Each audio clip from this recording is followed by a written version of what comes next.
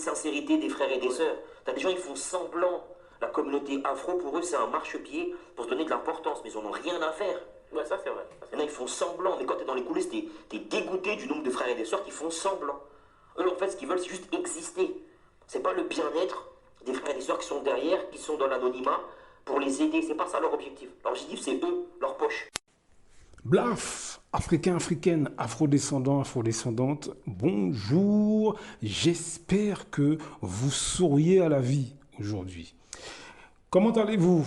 Eh bien, moi, ça va. Nous continuons notre excursion, j'arrive même plus à parler, notre excursion dans le monde de ces afrodescendants complètement complexés.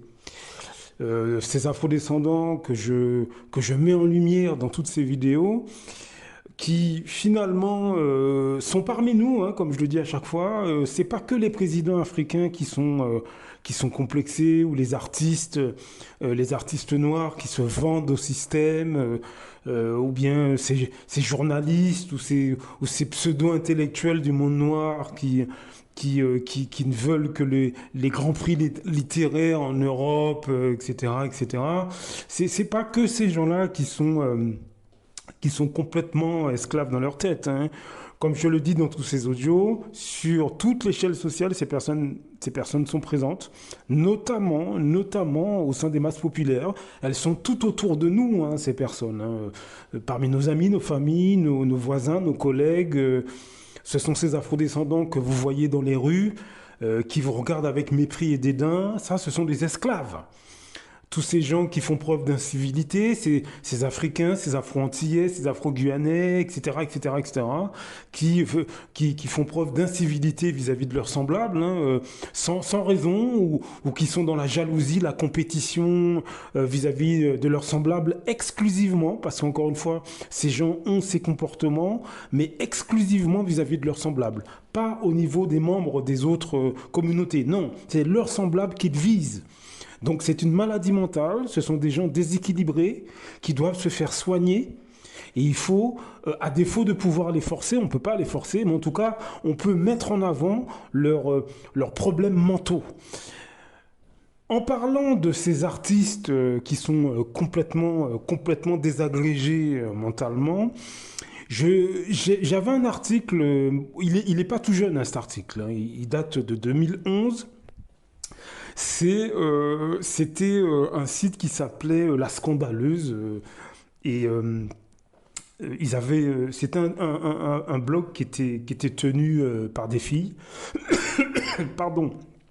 Et en fait, elles avaient écrit un article qui est assez parlant sur ces artistes qui sont de rap, etc., qui sont complètement délabrés mentalement. Alors, c'est pas tous les artistes de rap, bien évidemment, mais ça vous donne une idée assez précise de ce que sont cette catégorie d'afrodescendants qui se trouve, encore une fois, hein, dans le milieu des artistes, dans le milieu de la politique, journalistique, etc., que ce soit dans les pays d'Europe, mais aussi dans nos pays d'origine.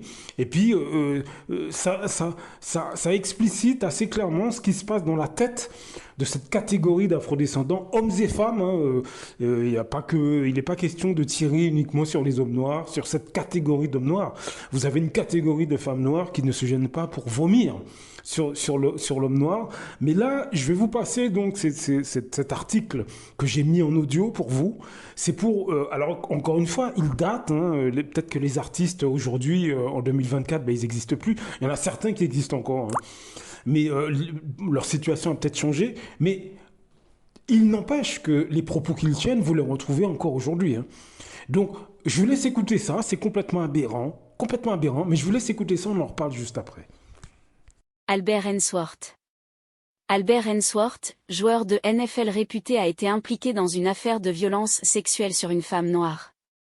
Celui-ci a répondu pour sa défense: « Je ne l'ai pas touchée, je n'ai jamais aimé les femmes noires, je sais de quoi il s'agit, elle est juste énervée que j'ai une petite amie blanche.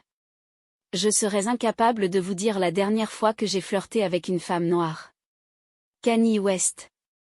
Au cours d'une interview pour Essence Magazine, Kanye a affirmé que s'il n'y avait pas de métissage, il n'y aurait pas de vidéo girl. Moi et beaucoup de mes amis aimons beaucoup les mulâtresses, dit-il. Oui, dans le quartier on les appelle les mulâtresses. Chad Ochocinco Johnson. Le joueur avait eu droit sur VH1 à une émission qui lui était consacrée. Et dans laquelle il recherchait sa future petite amie. On raconte qu'en arrivant sur le plateau de l'émission pour voir les femmes sélectionnées, Chad était très mécontent. Il y avait 5 femmes noires, 5 latinas, 6 blanches et une asiatique. Chad a demandé à ce que toutes les candidates noires rentrent chez elles et qu'il ne reste que les femmes de type caucasien ou latin, qui, d'après lui correspondent plus. Et pourtant il a lui-même de beaux enfants noirs. Polo Odadon. Le rappeur avait déclaré: mes potes vont me jeter des déchets pour ça, mais pour moi les filles blanches jouent à un niveau supérieur. Youngberg. Le rappeur avait déclaré sur Lip Service Radio: je n'aime pas les femmes noires. Vous savez, comme certaines femmes préfèrent les mecs à la peau claire ou à la peau noire. C'est rare que je flirte avec des femmes noires. Lil Wayne. Au cours d'une soirée en présence de filles de différentes origines, Lil Wayne a eu une altercation avec Destiny, une fille noire de peau. Après l'avoir entendu prononcer des paroles peu flatteuses envers les femmes noires, elle lui a demandé comment il pouvait dire ce genre de choses alors que sa plus grande fille est noire.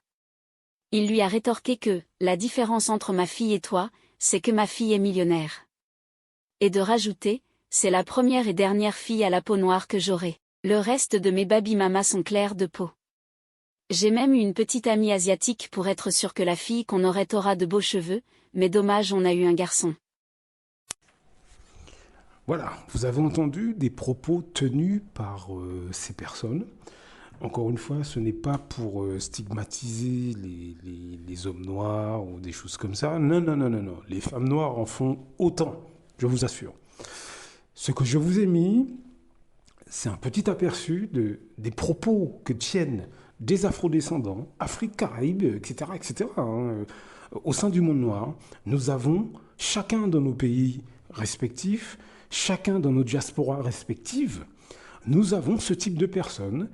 Je vous assure que c'est un nombre non négligeable de gens qui tiennent ce type de propos. Est-ce que vous avez entendu le mépris, le dédain? Mais ça dépasse l'entendement.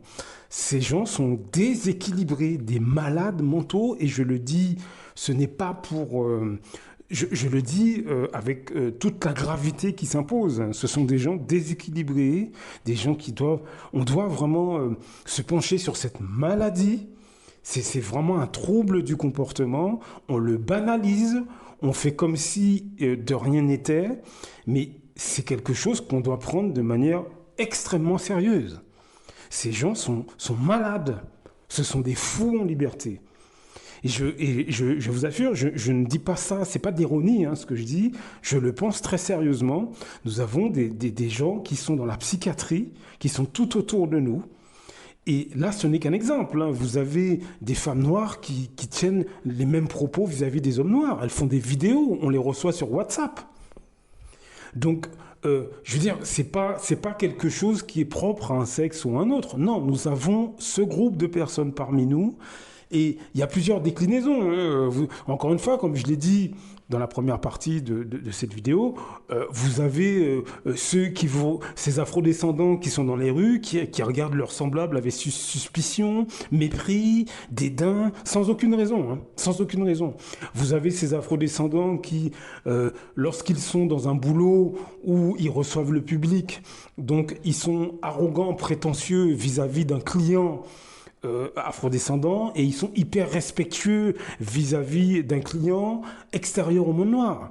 Vous avez cette même maladie qui est logée dans leur tête.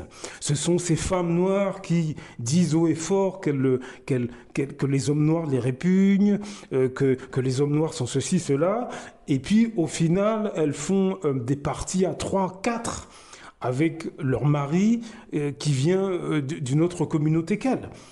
Voilà ce trouble mental qui est logé dans la tête de beaucoup des nôtres.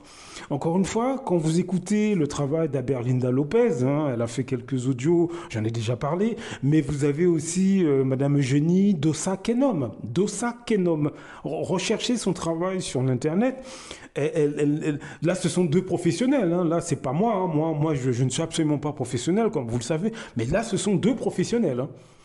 Psychologue et une chercheuse, il me semble. Donc, voilà, enfin, psychiatre, enfin, je sais plus. Mais en tout cas, ce sont des professionnels. Donc, faites vos recherches.